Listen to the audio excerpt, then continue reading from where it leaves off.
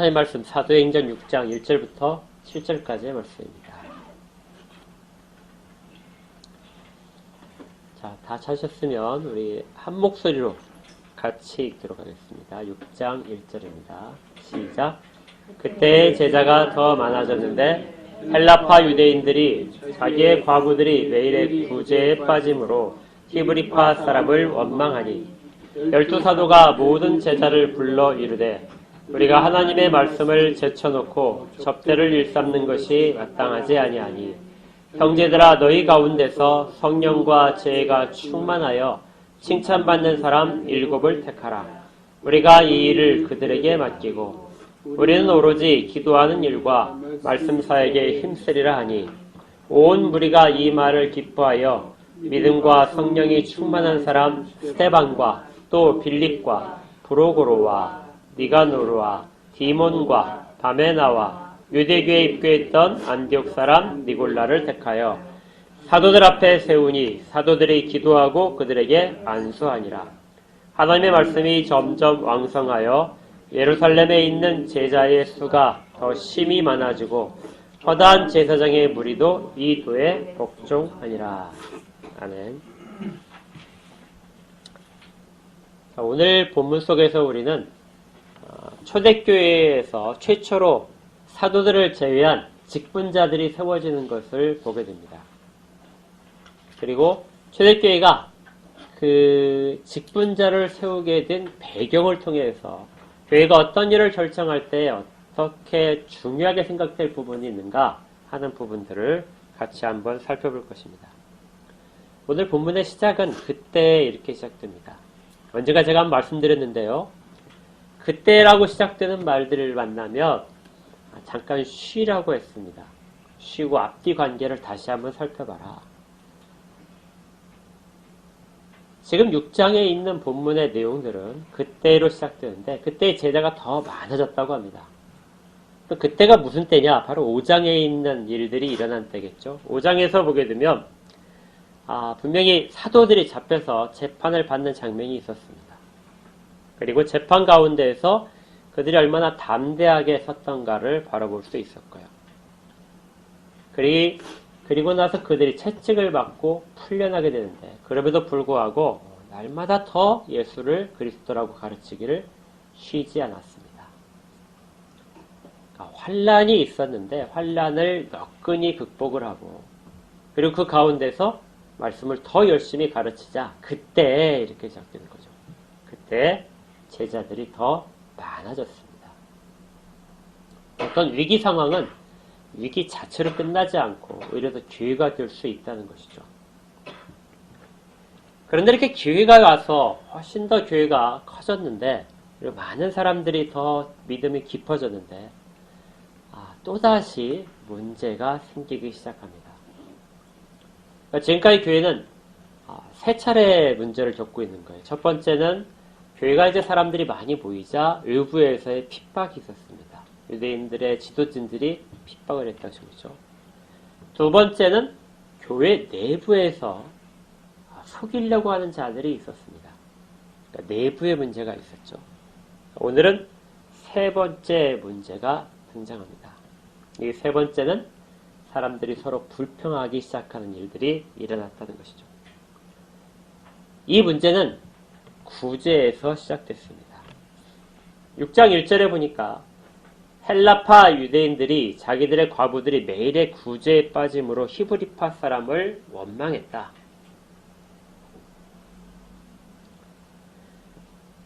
구제라고 하게 되면 우리는 보통 이제 어려운 사람을 돕는다 이렇게 해서 가끔 하는 것들 이렇게 생각하기 쉬운데 유대인들에게는 이 구제란 아주 중요한 종교 생활 가운데 하나였습니다.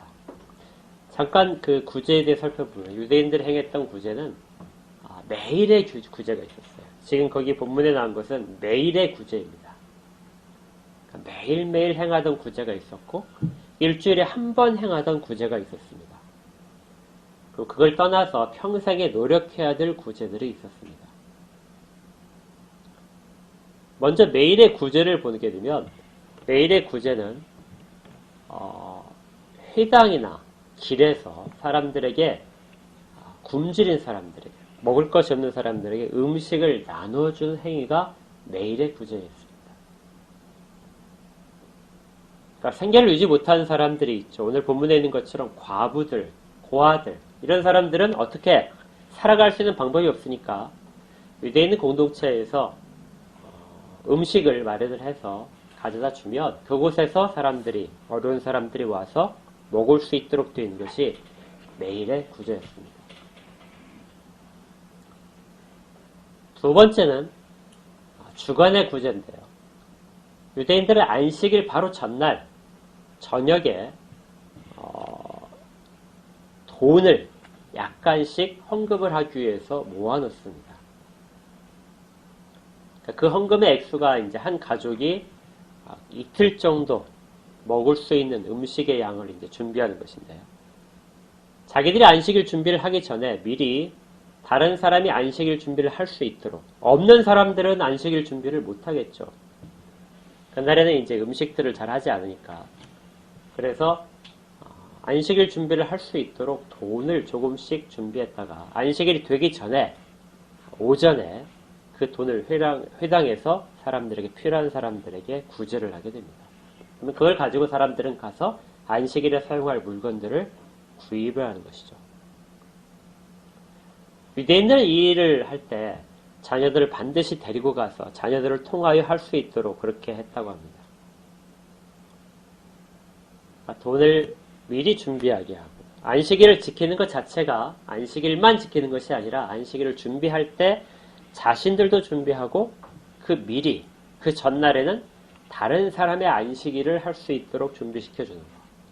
여기까지가 구제의 범위, 주간의 구제의 범위였다는 것이죠. 지금도 유대인들은 이러한 관습들을, 정통 유대인들은 지킨다고 합니다. 그래서 뭐 아주 유명한 사업가들이 유대인들이 많지만 그들은 일정한 금액을 그렇게 안식일 전에 준비해서 사람들을 돕는 것들을 자녀들에게 가르쳤다고 그렇게 합니다. 그런데 여기에 구제를 할 때 원칙들이 있습니다. 첫 번째는 자기를 드러내지 않는 거죠. 구제를 할 때 자기의 이름을 드러내거나 자기에게 영광이 돌아오는 것을 아주 극도로 피했습니다. 그러니까 돈이나 음식을 회당에다 갖다 주면 그걸 이제 관리한 사람들이 누구였냐면 랍비들이 관리했습니다. 랍비들이 사람들에게 필요한 사람에게 나눠주게 되는데 그 랍비조차도 돈을 사람들에게 줄 때 뒤를 돌아서 줬다고 그래요. 그러니까 그 사람과 시선을 마주치지 않고 손을 뒤로 해서 손을 잡고 사람에게 뒤로 해서 줬다고 합니다. 이 말은 사람들이 혹시라도 자기들에게 줄 만한 어떤 존경의 마음이라든지 이런 것들을 구제에 담지 않기 위해서 그렇게 했다는 것이죠. 예수님의 가르침 속에서도 이 부분들은 잘 드러납니다. 마태복음을 한번 살펴볼게요. 성경을 좀 찾아보십시오.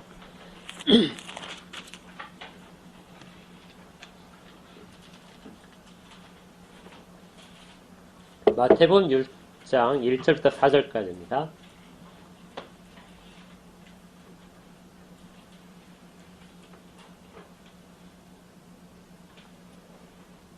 다 찾아서 같이 한번 읽을까요? 시작. 사람에게 보이려고 그들 앞에서 너희 의를 행하지 않도록 주의하라. 그리하지 아니하면 하늘에 계신 너희 아버지께 상을 받지 못하느니라. 그러므로 구제할 때에 외식하는 자가 사람에게서 영광을 받으려고 회당과 거리에서 하는 것 같이 너희 앞에 나팔을 불지 말라. 진실로 너에게 이르노니 그들은 자기 상을 이미 받았느니라. 너는 구제할 때 오른손이 하는 것을 왼손이 모르게 하여 내 구제함을 은밀하게 하라. 은밀한 중에 보시는 너희 아버지께서 갚으시리라. 주님께서 산상 설교 가운데서 이렇게 말씀하셨는데 이것은 전혀 없던 내용을 말씀하신 것이 아니라 당시에 원래 율법에 그리고 조상의 유전에 따라서 해야 되는 구제의 방법 중에서 의식하는 자들이 나타나고 있는 상황을 질책하신 것입니다. 거기 2절에 보니까 어디에서 구제를 한다고요? 회당과 거리에서 구제를 하고 있었습니다.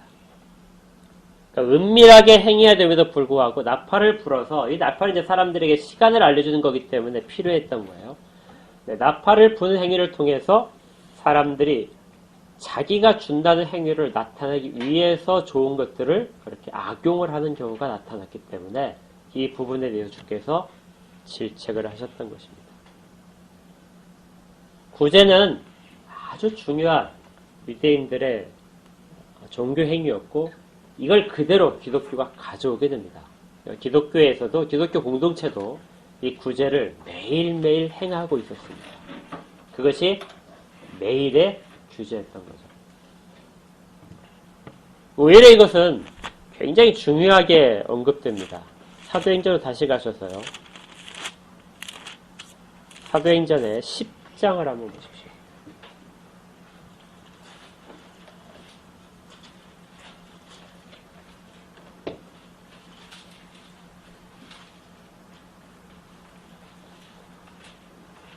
사도행전 10장 1절을 찾으시면 같이 1절과 2절을 같이 읽겠습니다. 시작.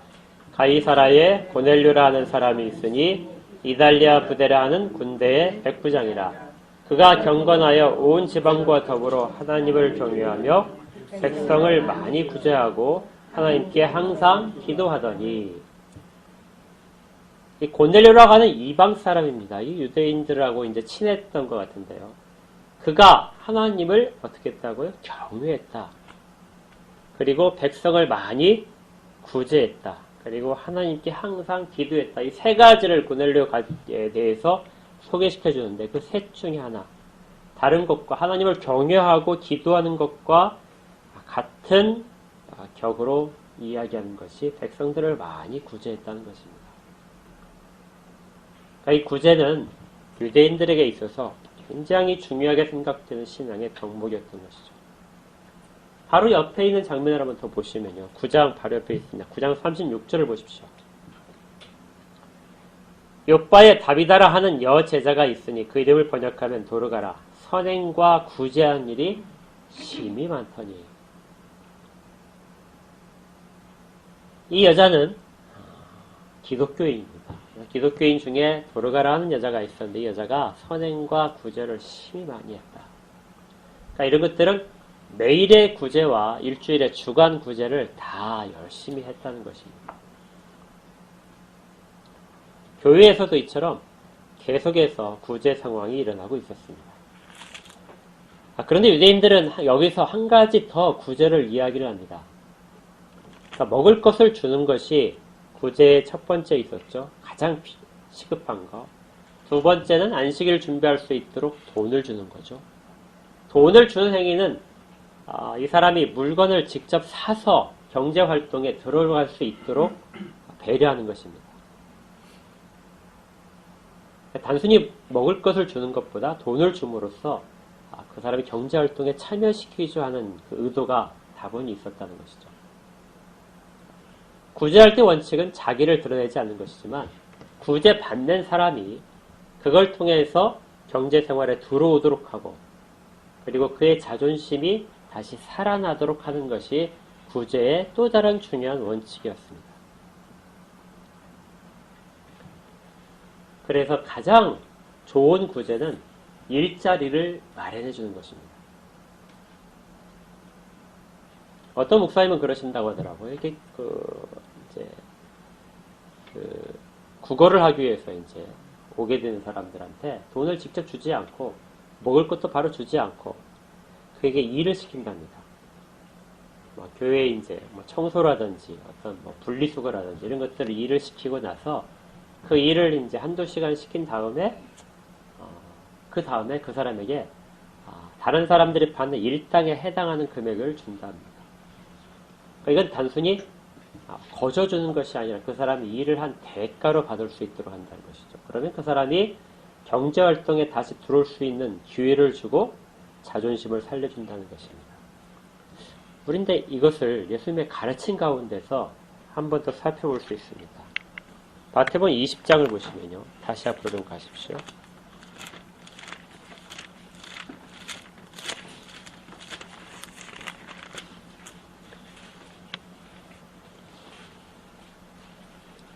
마태복음 20장에 1절부터 8절까지, 7절까지 말씀을 보겠습니다. 마태복음 20장 1절부터 7절까지요. 같이 읽겠습니다.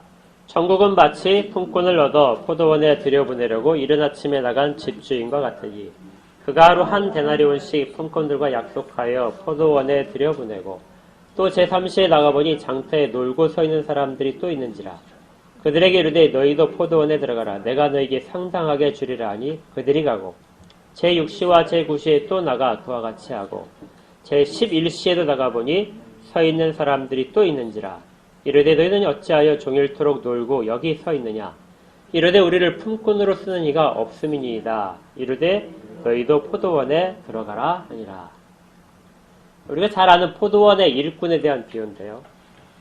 포도원을 갖고 있던 주인이 아침에 일찍 나가서 사람들을, 일꾼들을 모집을 해서 자기 포도원에서 일을 시키는 장면입니다. 그런데 이 주인이 아침에 2절에 있는 것처럼 하루 한 데나리온씩 품꾼들과 약속해서 포도원에 들여보낸 이 장면은 정당하게 일꾼들을 사서 그들을 고용하는 장면입니다. 그런데 3절부터는 내용이 조금 이상해지죠. 제3시에 나가봤습니다. 그러니까 이 사람이 오전 6시에 가서 일꾼을 뽑아오고 그 다음에 오전 9시에 가서 일꾼을 뽑아오고 이렇게 식으로 되는데요. 장터에 놀고 서 있는 사람들이 있는 걸 보고 그들에게 내가 너에게 상당하게 주리라. 이것도 계약처럼 들리죠. 계약처럼 들려서 데려왔습니다. 그런데 여기까지는 대충 이해할 수 있어요. 그런데 5절에 보니까 제6시와 제9시 또 심지어 제11시에 나갑니다. 제11시는 5시입니다. 오후 5시. 오후 6시에 작업이 모두 다 끝나니까 오후 5시에는 사실 일꾼을 뽑을 일이 없습니다. 그런데 주인이 가서 11시에도 나가 서 있는 사람들을 보고 너희가 어찌하여 종일토록 서 있느냐. 아무도 우리를 품꾼으로 쓰는 사람이 없습니다. 그러자 너희는 포도원에 들어가라. 그리고 계산을 하죠. 계산을 할 때 먼저 나중에 온 사람들부터 계산을 주게 되는데 하루치 일당을 고스란히 주게 됩니다. 그리고 모든 사람이 다 동일하게 한 데나리온씩 받게 되죠. 이건 경제활동으로 따지면 매우 비효율적이고 비공정한 것이 됩니다. 그런데 유대인들은 이걸 들을 때 우리가 듣는 것처럼 그렇게 듣지 않았다는 것이죠. 앞에 있는 사람들은 당연히 경제활동의 계약관계로 맺어진 관계로서 한 데나리온 품삯을 받는 것으로 해서 일을 하게 된 것이고 뒤에 있는 사람들은 1시간 일하고 받는 사람들은 구제했던 겁니다. 모자란 품삯을 그 사람이 하루를 살아가는데 필요한 내용물들을 공급하기 위해서 주인은 그 사람을 선의로 데려온 것이고 유대인들이 갖고 있던 구제의 정신으로 그 사람들을 그렇게 품삯을 줬던 것이죠. 이것이 일자리를 주면서 구제를 하는 최선의 방법입니다.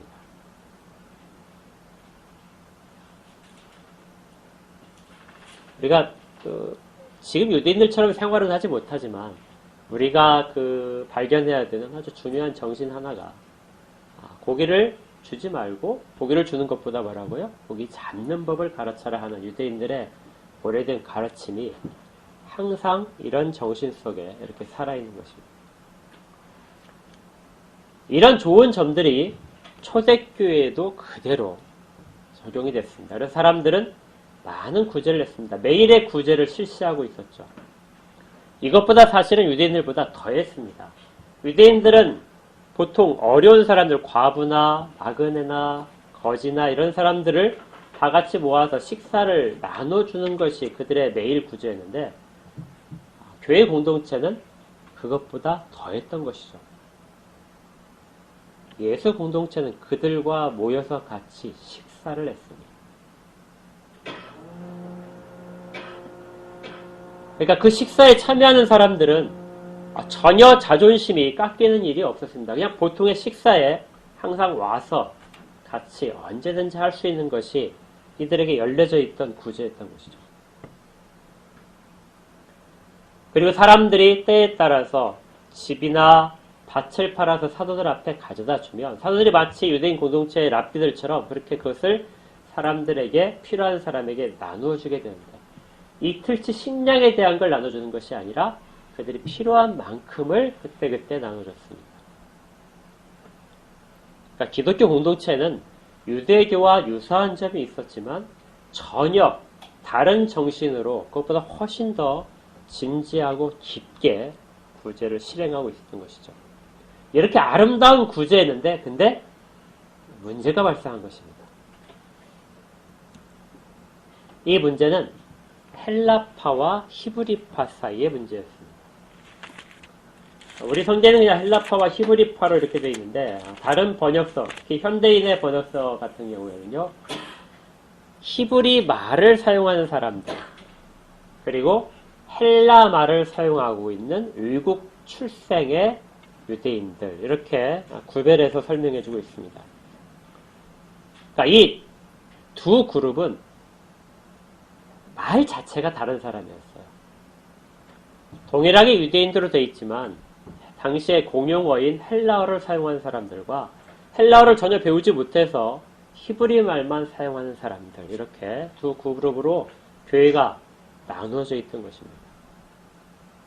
이 언어가 다르다는 것은 굉장히 큰 걸림돌입니다. 사람들이 우리 바벨탑에서 보듯이 언어가 나뉘게 되니까 사람들이 같은 언어를 쓴 사람들끼리 뭉쳐서 흩어지게 되죠. 교회 공동체가 이게 새롭게 출발을 했는데 그들 가운데서 언어가 다르기 때문에 생기는 문제가 있었다는 것입니다. 언어는 모든 문화적인 것과 사고 방식의 대표성입니다. 그래서 생각하는 것이 조금씩 달랐던 거죠. 우리 지난주에 랍비들 이야기도 살펴보겠지만 바리새인 중에서도 힐렐 학파와 샴마이 학파가 있었다 그랬죠. 두 학파의 차이점은 헬라적인 영향을 받았는가 아니면은 히브리적인 영향을 받았는가 두 차이였습니다. 어느 부분에서나 언어와 문화의 차이점은 존재할 수 있던 것이죠. 그 일 때문에 일부 사람들이 구제를 할 수 없었던 상황이 발생한 것 같습니다. 당시에 이 초대교회 교인들 숫자를 보게 되면 약 2만 명 정도는 되었을 것이다 이렇게 추측을 해요. 2만 명 정도가 모일 수 있는 장소가 성전밖에 없었습니다. 근데 성전에서는 음식을 나눠줄 수 없었거든요.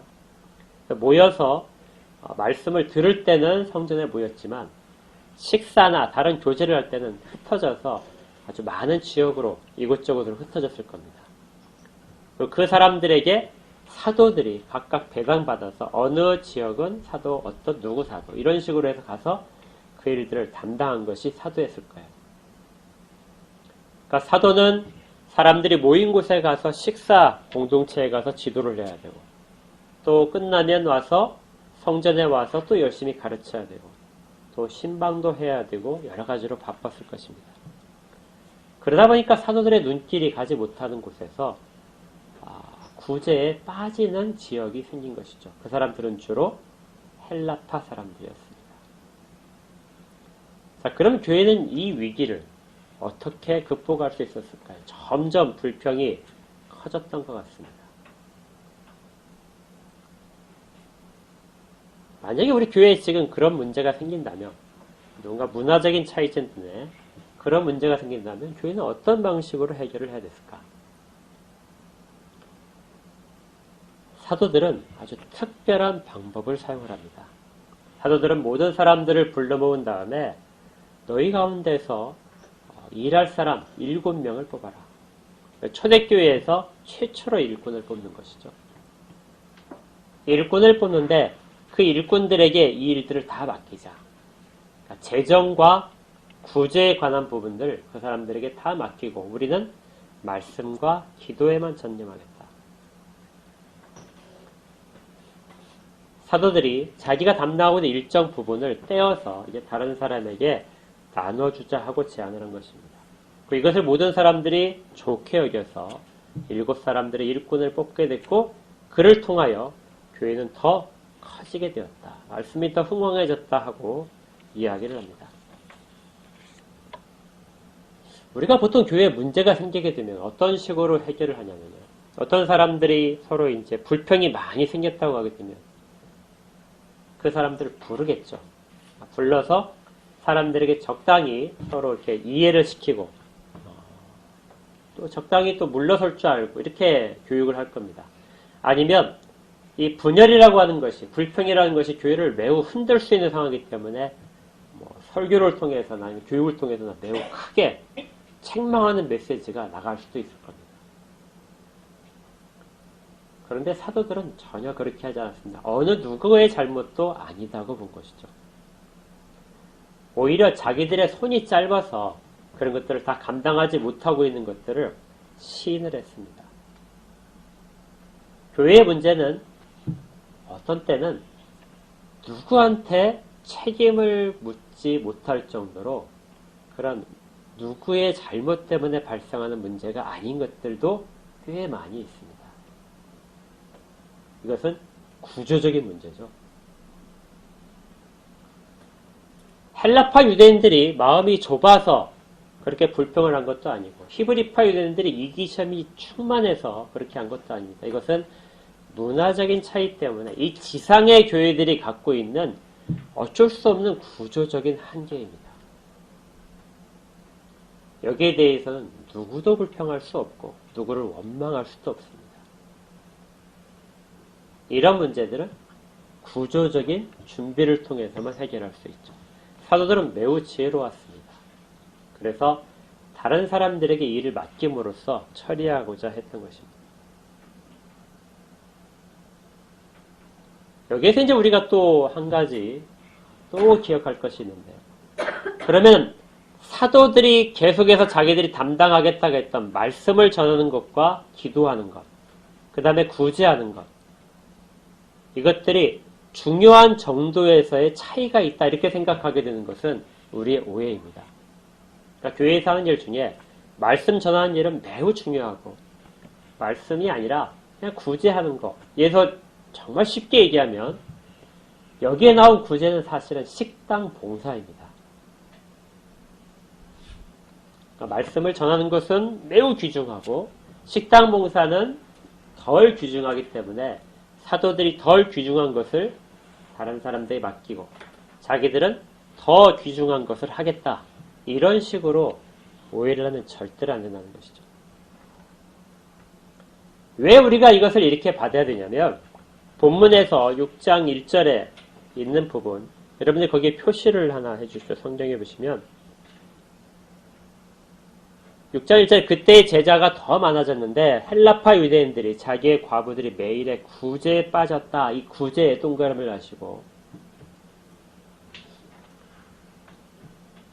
자, 이 구제에 해당하는 단어가 디아코니아라는 단어입니다. 이 단어는 매우 중요한데요. 이 디아코니아라는 단어는 사역, 봉사, 직분, 이런 단어로 성경에 번역됩니다. 그리고 영어로 따지면 이것이 이제 단어가 변형되어서 나중에 영어로 디콘이라는 단어가 됩니다.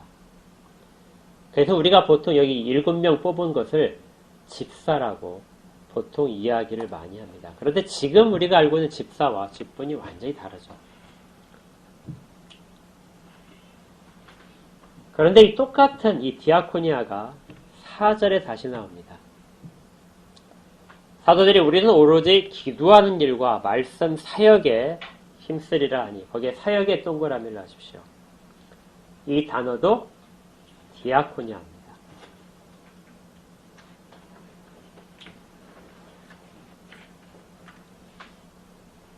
자, 그러면 성경이 우리에게 알려주는 것은 무엇일까요? 식당 봉사, 매일매일 하는 식당 봉사도 디아코니아고 사도들이 주님으로부터 직접 맡아서 자기들이 전념하고자 하는 말씀을 가르치는 일들도 디아코니아라는 것이죠.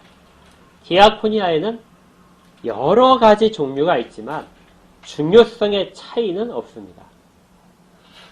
어떤 것이 더 값어치가 있고 어떤 것은 덜 값어치가 있고 어떤 것은 주님께 더 칭찬받을 만하고 어떤 것은 덜 칭찬받을 만하고 이런 디아코니아 안에서의 차이는 전혀 없다는 것이죠. 사도들은 자기들이 맡은 일들은 말씀을 전하는 것이다. 그리고 기도하는 것이다. 그래서 주께서 명령하신 그 직분을 감당하기 위해서 다른 직분들을 교회에 이렇게 내놓은 것입니다. 그러니까 교회는 특히 교회가 건강한 교회일수록 교회에서 하는 일들 가운데는 차별은 없습니다.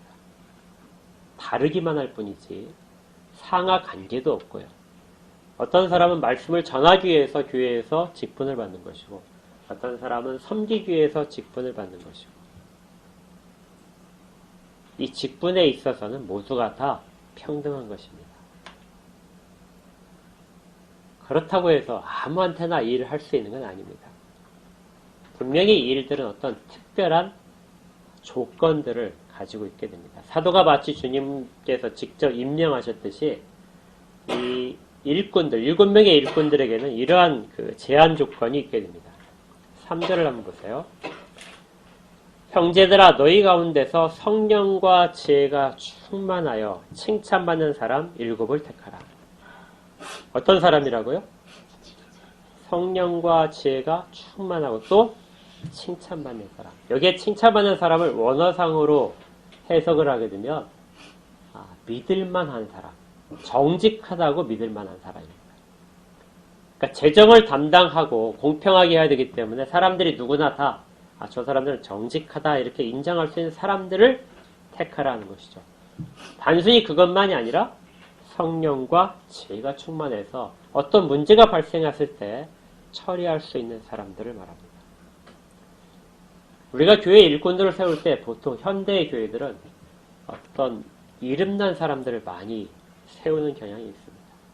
그렇죠. 재산들도 좀 많이 갖고 있고 사회적 직분도 좀 높은 사람들이 교회 일꾼으로 잘 세워집니다. 그런데 이때는 교회의 모든 사람들이 선택을 하는데 충분히 믿을 만한 사람, 성령과 지혜가 충만한 사람, 그들이 어떤 일을 하더라도 사람들이 다 저 공평하게 했을 것이라고 알게 되는 사람, 그런 사람들을 뽑음으로써 교회의 불평은 사라지게 됐습니다. 그런데 이 와중에서 우리가 정말 중요하게 생각해야 될 부분이 하나가 숨어 있습니다. 사도들이 이 일을 하는 데 있어서 어떤 앞장을 서지 않았다는 것입니다. 사도들이 추천을 해서 세운 것도 아니고요. 다 사람들에게, 제자들에게 맡겼던 것입니다.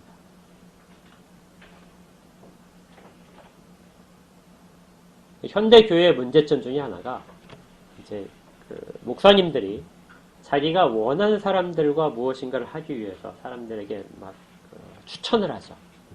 그렇죠? 어떤 사람을 일꾼을 세우려면은 목사님은 누구를 생각하십니까? 이런 묻는 사람들이 많은 거예요. 그 사람들을 막 추천하기 위해서 하는데 이 사도들은 엄청난 권한을 갖고 있었지만 그렇게 자기들의 권한을 사용하지 않고 모두 다 교회에 맡겼던 것입니다. 이 정도로 맡길 수 있다는 것은 이 상태에서 이미 교회가 성숙했다는 걸 뜻합니다. 교회는 어린 단계의 교회가 아니고요.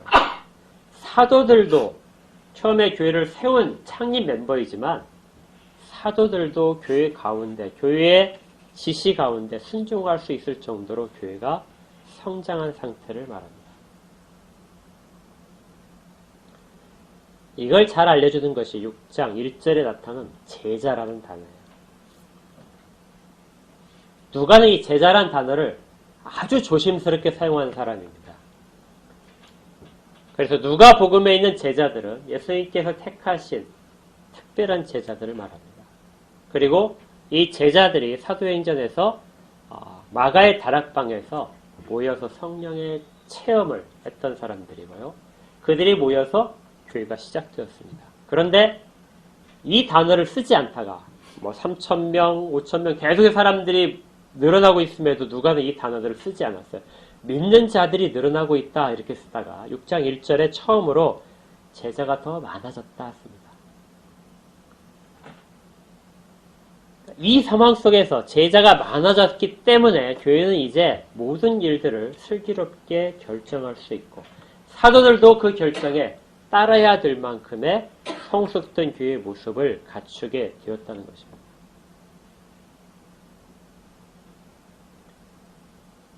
이것이 초대교회가 이제 아주 건강해진 모습입니다.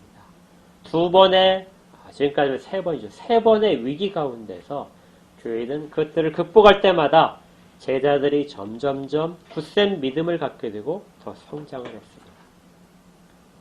그리고 이 내부의 분열, 문화적인 어쩔 수 없는 구조적인 문제들을 해결하자. 그러자 7절에 이렇게 됩니다. 하나님의 말씀이 점점 왕성하여 예루살렘에 있는 제자의 수가 더 심히 많아졌다. 단순히 믿는 자가 많아졌다를 하지 않고 뭐라고 하죠? 제자가 많아졌다.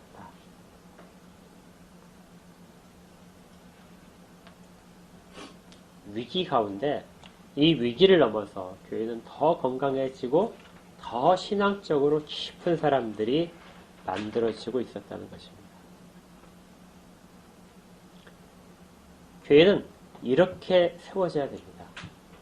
우리가 보통 성령님의 교회를 세우시기 때문에 성령님이 다 주관하실 것이라고 생각을 하는데요. 그렇지 않습니다. 성령은 반드시 사람들을 통하여 일하시죠. 사도들을 세우셨고 사도들은 교회의 창립 멤버로서 수많은 일들을 했습니다. 그렇지만 교회가 성숙해지면서 제자들이 나타나고 제자들을 통하여 교회는 스스로 결정하고 그 결정 가운데 사도들도 순종하며 따르는 것입니다. 사도가 언제까지나 교회의 모든 것들을 결정하는 사람들이 아니고요. 사도도 교회에 순종하는 사람들로 바뀌는 것입니다. 그리고 그 물러나야 될 때, 교회의 권위를 인정해야 될 때 사도가 더 사도성이 드러나게 되는 것이죠. 그래서 바울은 이 부분에 대해서 아주 자랑스럽게 생각했습니다. 고린도서 3장 7절부터 보게 되면 이렇게 나와 있는데요. 돌에 써서 새긴 죽게 하는 율법 조문의 직분도 영광이 있어서 이스라엘 자손들은 모세의 얼굴에 엽서질 영광 때문에도 그 얼굴을 주목하지 못하였었다. 우리가 보통 율법에 대해서는 아주 나쁜 것이라고 그 부정적인 인식이 많은데요. 율법에 의해서 율법을 주시면서 하나님이 세우신 사람들이 있었습니다. 제사장들이 있고 서기관들이 있죠. 그런 사람들의 직분도 여기에는 직분이 바로 디아코니아입니다. 그 사람들도 역시 다 하나님 나라의 일에 대해서 봉사를 하도록 세워졌다는 것이죠.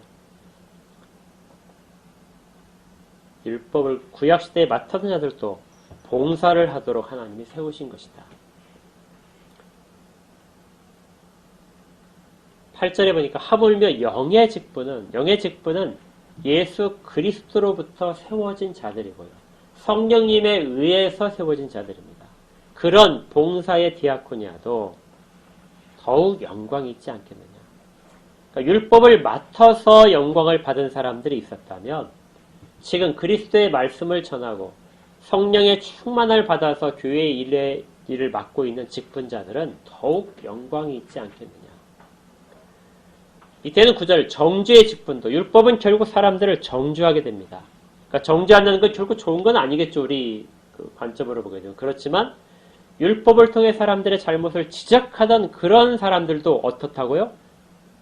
봉사자라는 것이죠. 하나님이 세우신 봉사자였다. 너희들은 그 정도가 아니라 의로움을 알려주고 사람들을 의롭게 하는 봉사의 직분을 맡은 자라는 겁니다. 교회의 모든 사람들은 봉사를 위해서 세워진 것이죠. 바울은 에베소 4장에서도 이렇게 말하죠. 그가 어떤 사람은 사도로, 어떤 사람은 선지자로, 어떤 사람은 복음 전환자로, 어떤 사람은 목사와 교사로 삼으셨으니 이는 성도를 온전하게 하며 뭐를 한다고요? 봉사의 일을 하게 한다. 사도도 결국 교회를 세우는 봉사 일을 하는 것이고요. 선지자도, 초대교회만 있었던 직책들입니다. 선지자도 봉사일을 한다. 어떤 사람은 복음 전환자로 세워지는데 이 사람도 봉사를 한다. 어떤 사람은 목사로, 어떤 사람은 가르치는 교사로, 어떤 사람은 매일의 구제로, 식당 봉사로, 이렇게 하는 모든 일들이 다 성도를 온전하게 하기 위해서 섬기라고 보낸 사람들이다. 섬김을 받는 자들이 아니라 섬기는 자가 되는 겁니다. 그렇게 함으로써 결과적으로 무엇이 세워지냐면 그리스도의 몸, 교회가 세워지는 것입니다. 봉사를 한다는 것은 그래서 매우 영광된 일이죠. 그걸 통해 사람들의 영광을 받는 것이 아니라 그 일 자체가 그리스도께서 명하신 영광된 일이기 때문에 영광의 모습을 갖게 되는 것입니다. 그럴 때 초대교회에 나타났던 것처럼 이런 일들, 하나님의 말씀이 더 왕성해지고 더 이 일들에 대해서 잘 알게 된 자들이 제자로서 세워지고 그 제자들이 또 다른 교회를 세우는 일들 가운데 나설 수 있고 다른 사람들을 든든하게 세우는 일에 나설 수 있게 되는 선순환이 이루어지게 됩니다. 이제 우리 가운데 이제 성경이 말씀하시는 것이죠. 그렇다면 이제 너희는 어떤 봉사를 하려느냐 하는 것입니다.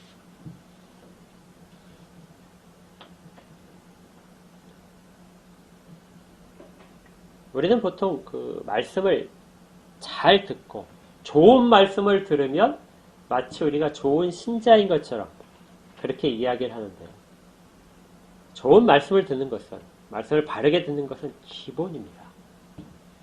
그리고 그 기본을 갖춘 사람들 중에서 특별히 봉사를 하도록 세워지는 사람들, 하나님께서 그렇게 은혜를 주셔서 세우는 사람들은 봉사를 통해서 교회를 세우는 일에 나서야 됩니다.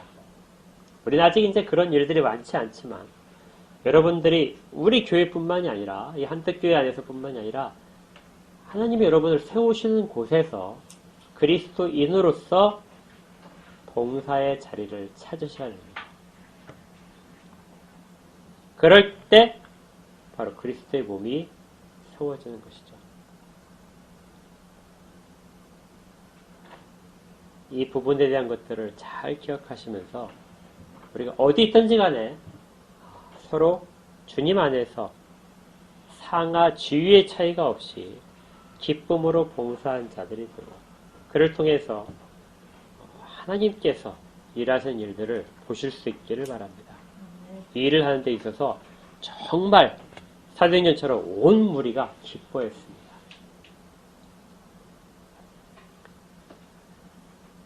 이 일들이 우리 가운데 매일 일어날 수 있기를 주의 이름으로 축복합니다.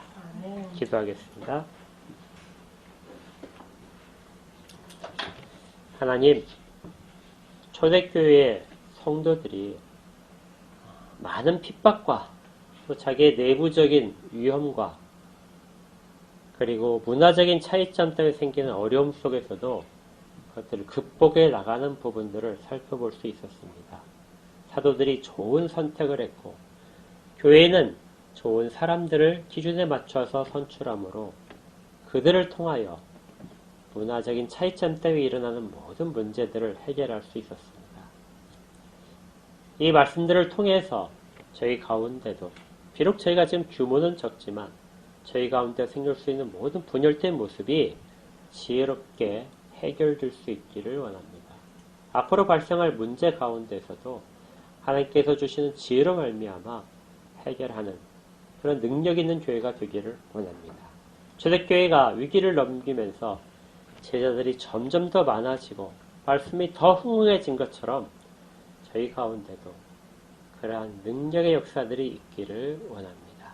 다 제자로 세워질게 하시고 봉사의 중요성, 얼마나 그것이 영광스러운 일인가를 깨달아 주께서 우리에게 말씀하실 때 순종하며 나갈 수 있도록 그렇게 인도하여 주시옵소서.